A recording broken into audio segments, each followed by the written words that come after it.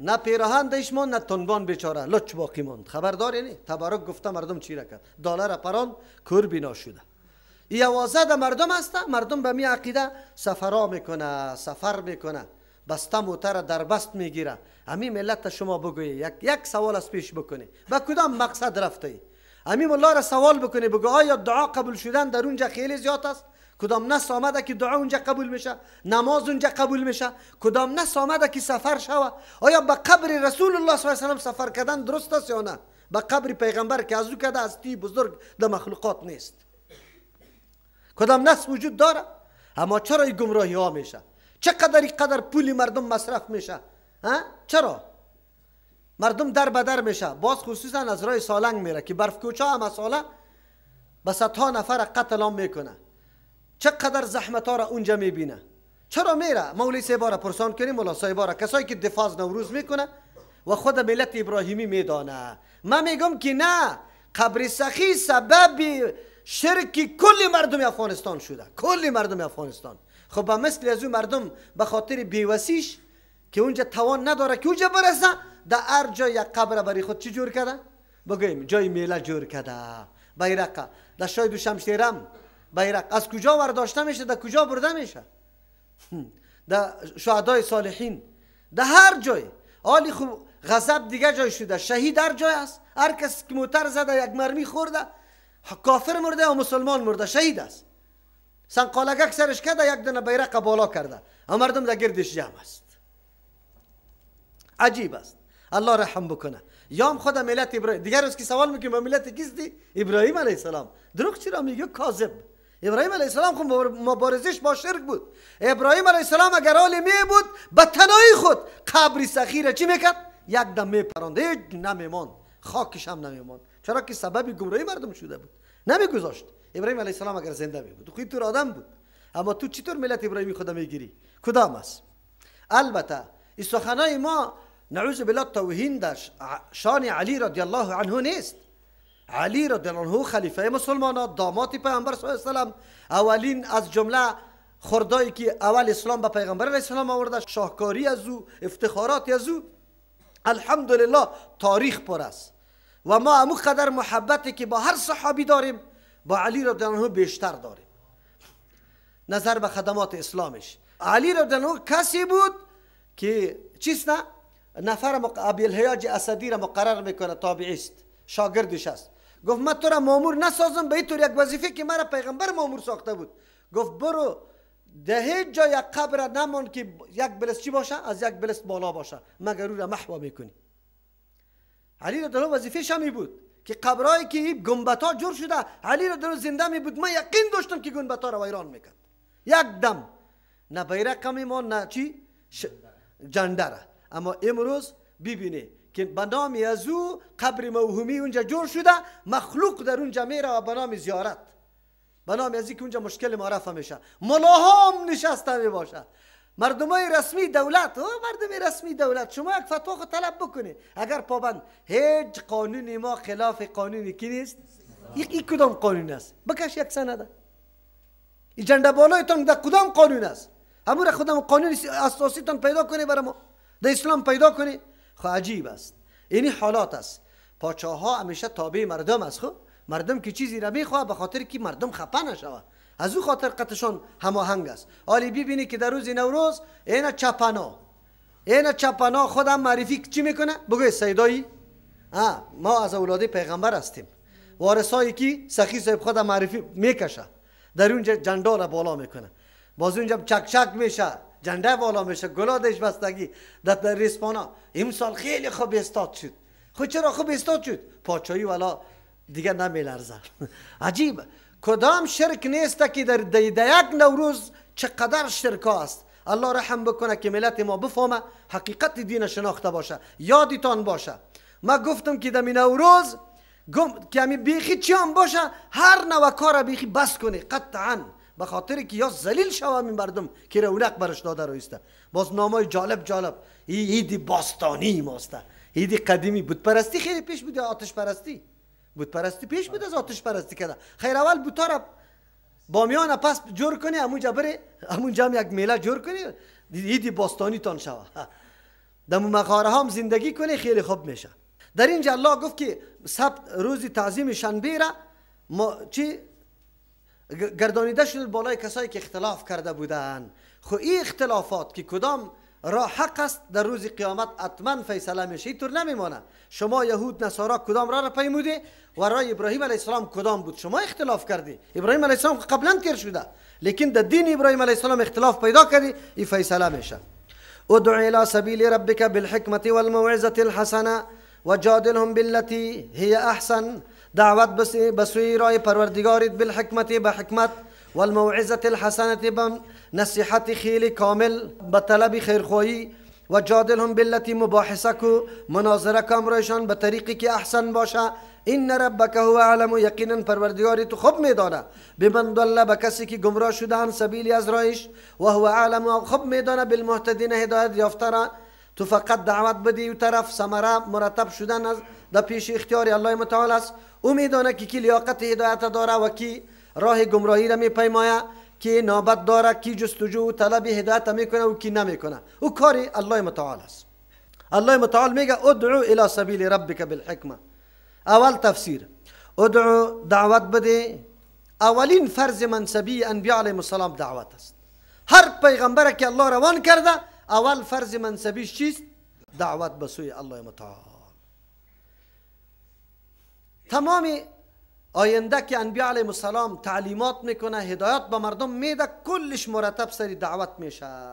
اول کاری انبیاء علیهم السلام دعوت است. از همون خاطر مؤمن زندگیش بی دعوت نباشه. البته دعوت کدام نشانه خاصی نداره که یعنی قسم اگر باشه دعوت است، اگر نیست نه. دعوت مختلف صورت ها داره. نمازی تا به طریقه درست در یک جماعت خواندن ایام دعوت است. ایام دعوت است. سلام درست به یک مسلمان پوره مکمل دادن دعوت است. حلیه خود به اسلام آراسته کردن ایام دعوت است. صورت های متنوع داره. الله متعال ما شما را توفیق نصیب بکنه که کل صورت های دعوت در جان خود عملی کرده بتانیم. ادعو الى سبیل ربک، اول امر الله متعال برای پیغمبر است. دعوت بده. دعوت بده. در کجا دعوت بده؟ الى سبیل ربک، برای پروردگار دعوت بده. دعوت بده. خب کدام را؟ تنظیم منظیم گروه مرو جور نکو، حزب ملی، حزب چیست وحدت، حزب اتفاق، حزب فلان، حزب فلان. نه، به اسلام دعوت بده که مردم مسلمان شوه، پیرو کتاب الله و سنت رسول الله شوه، گروه بازی نباشه. الی سبیل ربک. سلفیت گروه نیست. اگر کسی را گروه جور کرد ما از پیشش بیزار هستیم. رفتن به منهج قرآن و حدیث اصل دین ماست، نامش اسلام است. خیر و خلاص. به منهج و طرز و طریقه سلف روان هستیم. گروه نیست، گروپ نیست. اگر کسی از پیش گروپ جور میکنه باز ما دایش نیستیم، قطعا نیستیم. چرا؟ باز الی سبیل ربک نمیشه، باز الی سبیل سلفیه میشه. سبیل جور میشه، تحزب و گروه بازی در دین وجود نداره. ما را که در بدر کرده میگه پا در بدر کرده، در بدر. ما که مبارزه میکنیم که او مردم مذهب ما کم نگیره که ما را تیت کرده، 4 تقسیم کرده. نکنه قرآن و حدیث ما کم بگیره، اتفاق بکنه. البته دعوت به سوی قرآن و حدیث رد بالای محنت ائمه مجتهدین نیست که ائمه مجتهدین کدام مسائل استنباط کرده رد سر از وا باشه، واره عمل میکنیم. چرا؟ ما یقین داریم که وا مطابق قرآن و سنت فیصله میکنه. زمانی که فیصلش خلاف قرآن و سنت ثابت شد دمو جای به جای میگذاریم و دیگه شما کمال عمل میکنیم. مشکل نیست. نه 4 تقسیم میشیم، نه گپ امام ما از بین میره. این گپا قطعا نیست. یک منهج است. ادعو الى سبیل ربک، دعوت بده. اول وظیفه تا بشناس که دعوت است. کدام طرف دعوت بده؟ الى سبیل ربک، برای پروردگارت. رای پروردگار صراط مستقیم است. رای پروردگار کتاب الله و سنت رسول الله است. چرا الله میگه اطیعوا الله و اطیعوا الرسول. اطاعت الله را بکنی، اطاعت رسول را بکنی. فرمان از الله است، بیان نقشش سر رسول الله صلی الله علیه وسلم است. پس الی سبیل ربک باشه. در راه دیگر اینه سبیل رب. سبیل رب دین اسلام است، کتاب الله و سنت رسول الله است، توحید است. دی دعوت بده. در راه خود نه، پیر صاحبا در راه خود دعوت میده. در راه خود به سبیل ربک نیست. مریدای شام که میخیزه به نام ذکر، حالا ذکر شروع کنه. ذکر چیست؟ ذکر یادی الله را میگه و میگه مدح پیرای خدا کرده رایسته که کامل است، مکمل است، قیوم زمان است، فلانی خان است و اینی گپاسته. ایره کسی ذکر گفته میتونه؟ اگر کسی تابعگار 1,000,000 دفعه محمد رسول الله محمد رسول الله محمد رسول الله بگوید ذکر است؟ نیست ذکر. ذکر لا اله الا الله است. افسوس است چقدر خطا شده مردم به نام ذکر. باور بر الله بکنی آنقدر دلسوزی به کار از خود سری ملت که هیچ پرسان نکنی. آدم کلی چیزی خود، مال خود از دست بده، آبرویت از دست بده، وقتیت از دست بده، لیکن فقط برای اشاعت عقیده درست در بین مردم کار بکنه. بسیار مهم است. چرا که حالات مردم بیبی این همین مردم که روان از طرف مزار آلی سری از وقت دلسوزی شوه یا نه؟ چقدر پولشان مصرف میشه؟ به کدام نیت میره؟ مسلمان بره کافر مشرک پس بی اعوذ بالله. چه حالت است؟ چه قسم عقیده داره؟ اینجاست که ما باید مسئولیت خدا بشناسیم. الله متعال که پیغمبر میگه ادعو، دعوت بده، خلاص. نمیگه کدام وقت، وقت تعیین نکرده کدام وقت. دعوت بده مستمر مسلسل، شب روز، در سفر، در حضر، نشسته استاده. پیغمبر علیه السلام حتی در طرف وزوم کی رفته به یک صحابی دعوت داده. صحابی قطشابه گرفته لیکن یک مسئله دین برش بیان کرده. در سر مرکب امروش در جهاد روان است، همونجا مسئله را بیان کرده.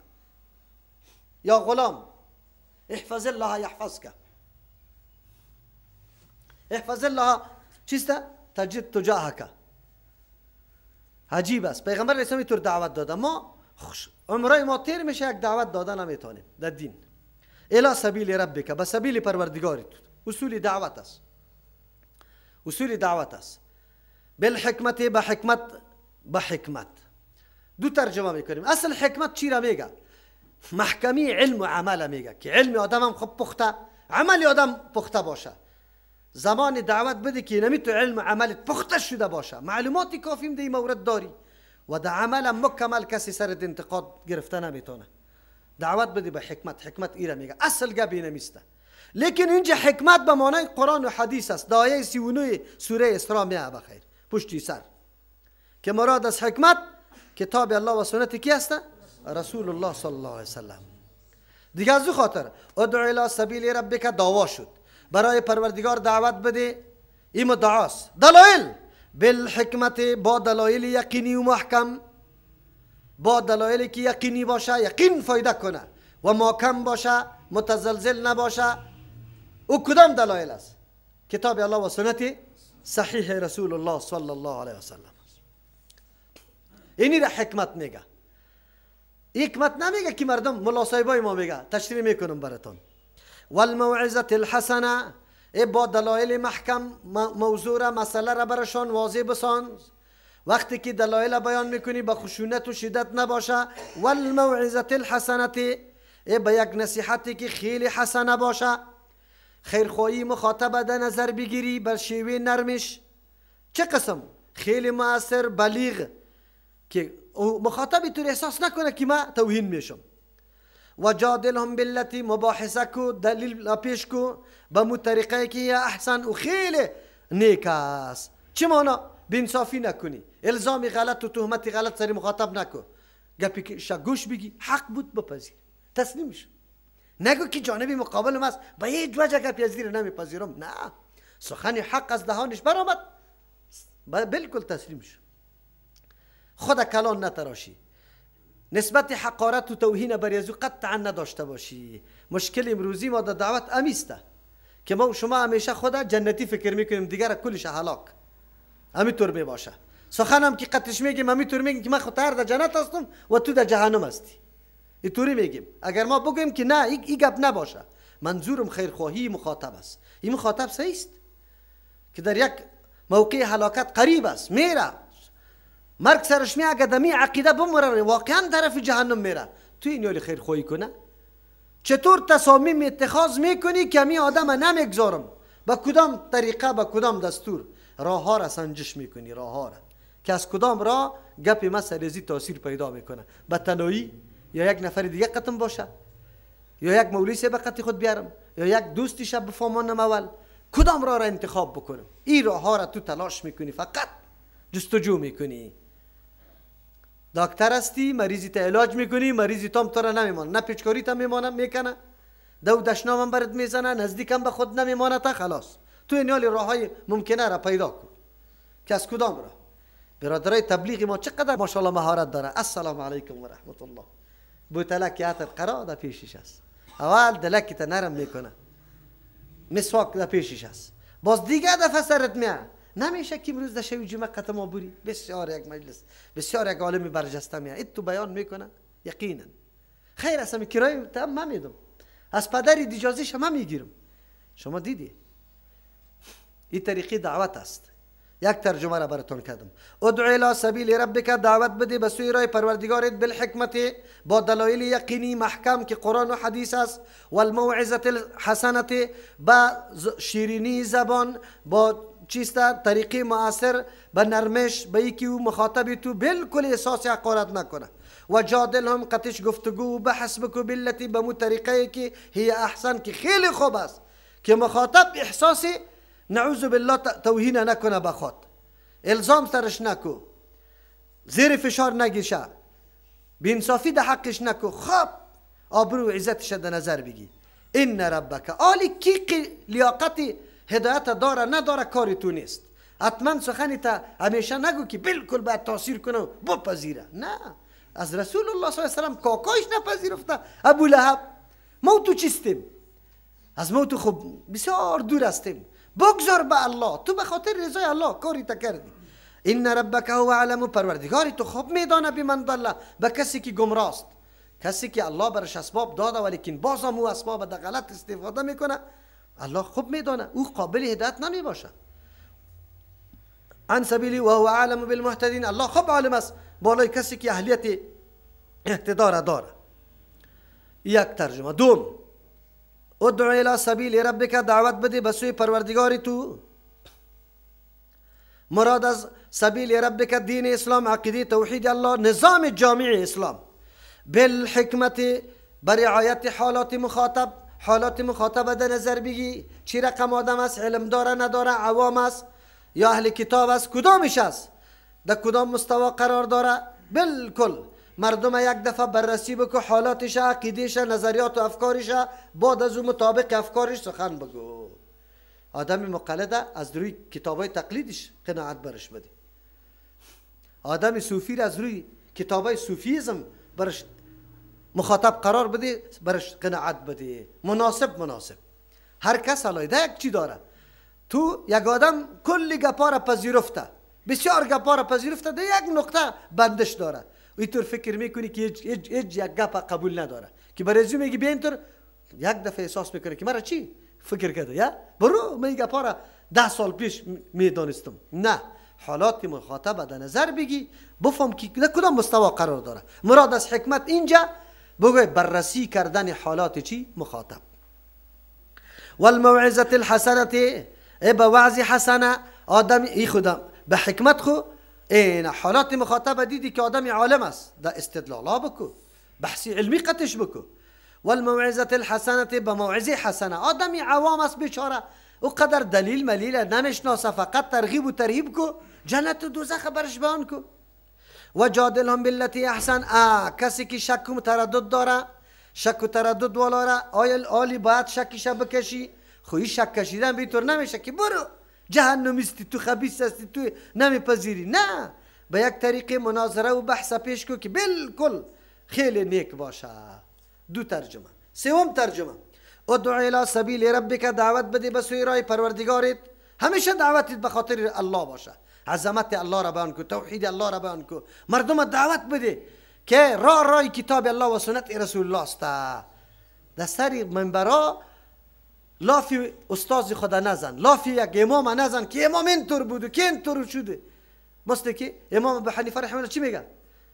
آبی مستعمل امام ابو حنیفه رحمه الله 3 قسم گفته: نجس، بگوی پاک و مکروه. چرا؟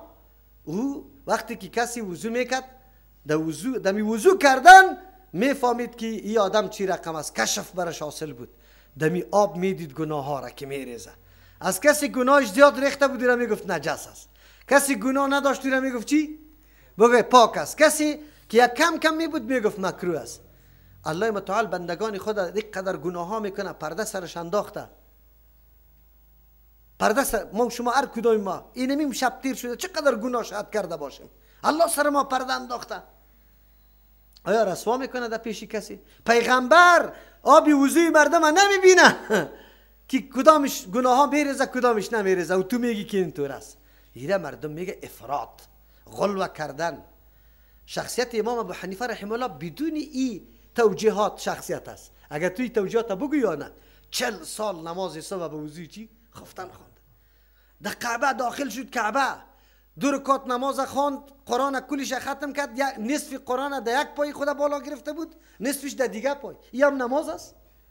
بعد از آواز عاطفی شد که چی میخوایی؟ گفت که من تو عبادتی که حقی تو بود نکردم. آواز عاطفی شد که چی میخوایی؟ گفت که ما و تابعدارای مرا در کجا ببر؟ در جنت. گفت برو، صحیح شد. این شما کلیتان حنفی شای بخشیده شدید. خلاص. ببین قرآن برای ما میگه الی سبیل ربک، برای پروردگارتان بزرگی پروردگار بیان شود، حق پروردگار، حق پیغمبری الله، محبتی الله، محبتی رسول الله به مردم بازی و بیان شود. حکب بکنه بالحکمت به حکمت و الموعظه الحسنه، موعظه حسنه. در وجود انسان 2 قسم قوت ها می باشه. یکی قوت عقل است، تفکر، تأمل، او را در نظر بگی. اول مخاطب در حالت قرار بده، دلیل برش ارائه بکو، از چیش کار بگی؟ از قوت عقلش، از قوت تفکرش استفاده کن، برش دلایل قناعت بخش ارائه کن. مرجع امو ایام دمو ترجمه اول میشه. دوم والموعظه الحسنه، بله در وجود انسان قوت های عاطفی هم خیلی زیاده. زود آدم گاهی که اگر موضوع ترس باشه آدم میترسه، گاهی که موضوع شفقت و ترحم باشه آدم چی میشه؟ بسیار مهربان میشه. از این قوت های شام در نظر بگی، برش چی بکو؟ ترغیب و ترهیب بکو. و جادلهم بالتی هست، بله اگر دست به چی زد، گفتگو بدگویی کرد، اوش کنی که تو در مقابلش بدگویی را شروع نکنی. تو مجادله و بحث بسیار آرام، به خنده، به قاشیواز، به نرمی، بدون توهین و تحقیر جانب مقابل بر دو میزنه، دشنام میگه، بگو خیر است، پروا نداره، تو هرچی که میگی دیگه. من خوب منظورم میسته که هدایت حاصل شود به کلگی ما. کاش که تو یک برادر برای من زنگ زده بود، من میایم پیشت مناظره میکنم. من گفتم خیلی خوب است، بیا. چقدر خوب میشه، شما گمراه شدی ما در راه میارم تا. من چقدر خوب، الله تو را اجر بده که همین گمراهی مرا در راه بیاری دیگه. از این کده نیک، از دوستی بزرگم اول توستی که من در راه نیک میاری دیگه. از این کده چقدر خوب، من این قدر قدری تا بکنم بیاد میمونی برات در خانه با میکنم که همین گمراهی مرا چی کنی. خب شرمنده شد دیگه. روش تا پولوش بود چیزی گپا گفتن که سعی کو چه قبا وسیله گپ میزنه. خب عجیب است. و جادلهم، بحث و مباحثم به طریق چی باشه؟ بسیار نیک باشه. علما نوشته میکنه صاحب روح المعانی اصل دعوت میگه دو چیز است، اصول دعوت 2 چیز است. یکی کدام است؟ اینمی حکمت، دیگهش موعظه حسنه. مسئله جادلهم بالتی هی احسن، این در جمله دعوت میگه، اصول دعوت نیسته. این گاهی گاهی چی میشه؟ در پیش میاد که یک آدم خیلی سخت است، دستی در تو دو دشنام میزنه، تو را تحقیر و توهین میکنه، اونو وقت باز تو چی بکو؟ قطش دیگه از شیوه نرم کار بگی، وگرنه ضرورت به مجادله و به این گپا ایج شده نمیتونه. خب آلی ترجمه که کلی گپا را در ذهن جمع بکنه جامع شوه، کدام است این ترجمه؟ ادعو الی سبیل ربک، دعوت بده به سوی راه پروردگارت، به دین مقدس اسلام، به عقیده توحید الله، به اطاعت الله و رسولش، به قرآن و سنت دعوت بده. بالحکمت، به حکمت، به حرکت آوردن، بیدار کردن عقل هایی که تا آلی را خفته، آگاهی نداره از زمی آدم. یعنی دست بنداز در درون فکرش، اندیشش از خود کو، استفاده بکو، دلایل خیلی قناعت بخش محکمه مستدل بیان کو تا که فکر و اندیشش طرف تو مایل شوه. آل استفاده از چی شد؟ حکمت است. این را حکمت میگه. دلایل روشن، واضح، حکیمانه، قرآن و سنت است که هر سخنت مطابق واقع باشه، در خارج هم امیر رقم گپا موجود باشه. والموعظه الحسنه، با وعظای خیلی نیک، نصیحتای خیلی مؤثر، خیلی نرم کننده قلب یک انسان که کی میشه که مملو از دلسوزی باشه، سخت شفقت و دلسوزی در قلبت موجود باشه، خیلی زیاد. با گپای تام یک شیوهی را در کار بگی که بسیار متوازن معتدل باشه، نرمش او صورت گرفته باشه. و جادلهم بالتی احسن، با کسانی که ذهنشان قبلا از مسائل درست پر شده، شک و شبهه برشان پیدا شده، مثل که آل ما و شما دینمی طور مردم خیلی زیاد روبرو شدیم، ذهن از ما مسائل سابق دین گفته قبول کرده، زمانی که تو برش میگی قطعا نمیپذیره،